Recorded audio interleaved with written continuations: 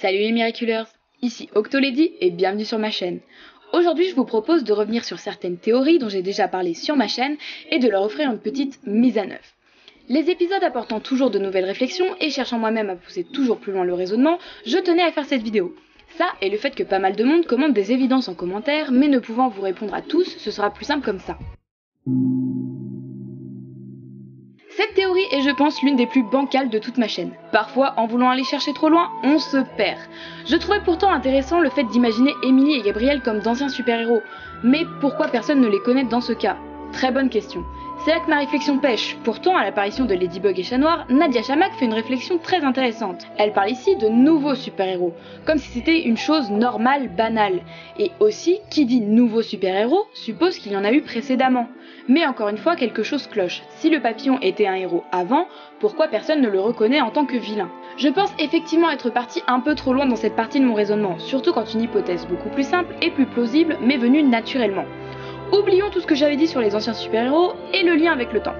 Ou alors si, le seul lien possible avec le temple, c'est que dans sa fuite, Maître Fou perde le grimoire et 2 Miraculous.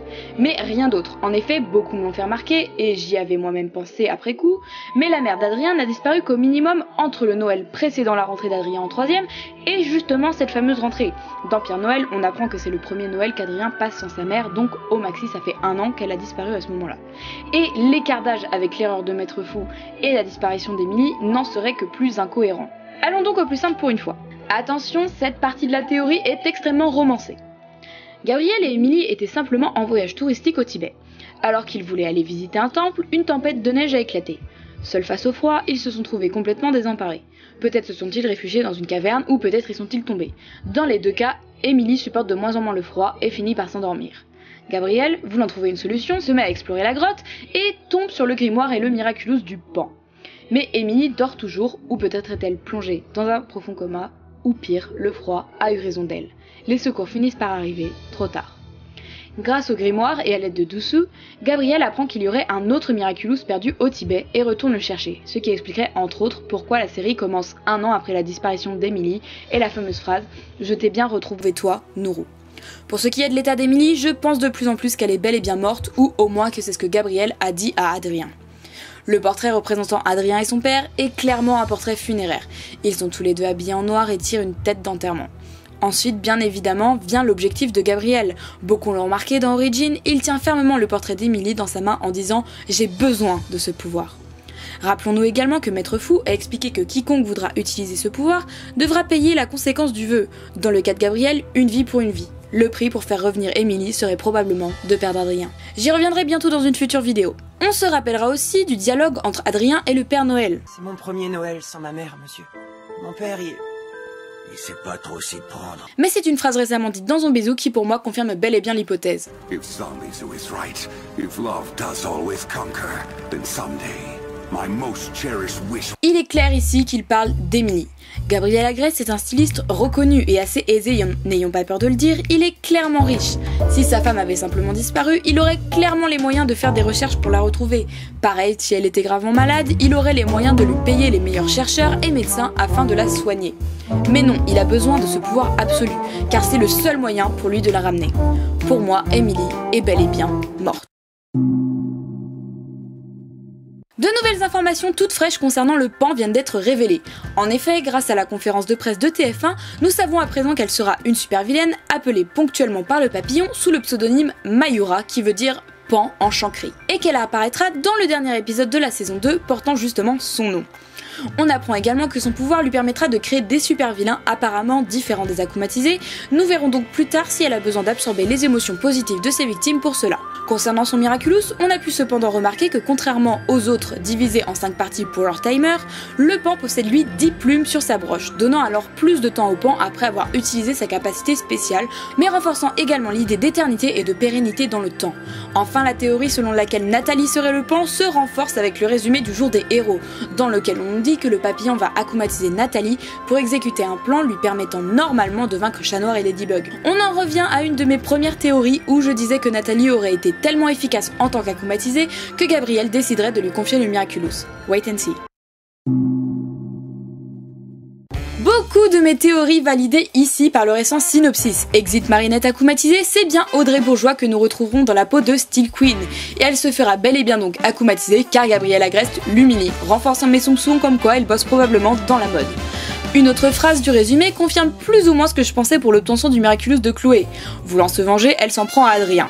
On apprend donc qu'Adrien sera la cible de Steel Queen, l'empêchant sûrement de se transformer en chat noir, ou bien tardivement à l'instar de Riposte. Mais cela sous-entend surtout que c'est bien Marinette qui donnera le Miraculous à Chloé. Mais pourquoi ferait-elle ça? Chloé est sa pire ennemie après. Beaucoup de gens pensent que Marinette a donné le Miraculous du renard à Alia car c'était sa meilleure amie.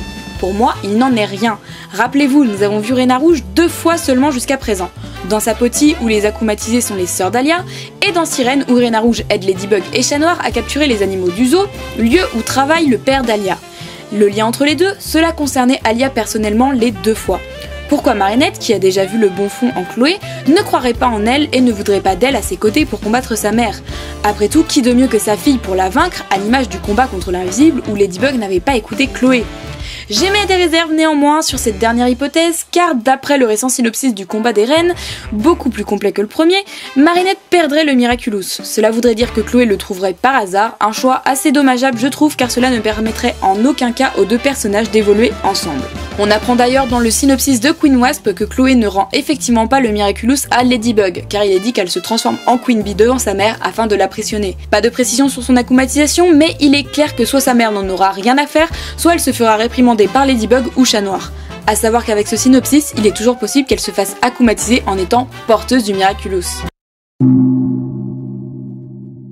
À votre demande, je me suis un peu penchée sur les éventuels pouvoirs qu'aura Queen Bee, et du coup par extension Queen Wasp. On sait que son arme sera une toupie, mais pas grand chose de plus. En me replongeant dans mes hypothèses et en étudiant les pouvoirs des héros déjà existants, je me suis dit qu'il n'était pas idiot de penser que le pouvoir de Queen Bee lui permettrait de ne pas avoir à se battre. Comme je l'expliquais précédemment, la reine des abeilles ne se bat pas, elle n'est pas combattante, mais elle a toute une ruche qui se bat pour elle.